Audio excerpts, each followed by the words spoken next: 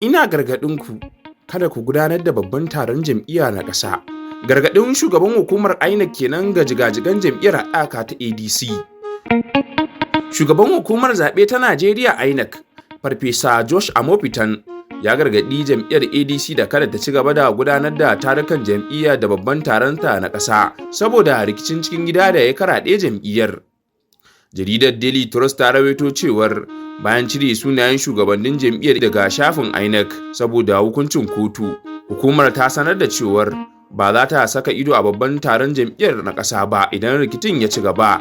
INEC ta ce ba za ta sake amincewa da rabuwar kawuna a cikin jam'iyyar ADC ba.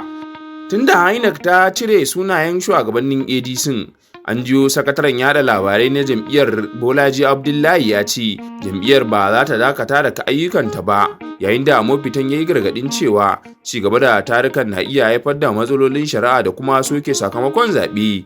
Amopitan ya ambaci matsalolin da suka faru a jihohin Zamfara, Filato, inda rashin bin umarnin kotu ya janyo sakamako mai tsanani ga zaɓe. Ya buƙaci jam'iyyar ADC da dakatar da duk wani taro har sai kotu ta fitar da hukuncin ƙarshe.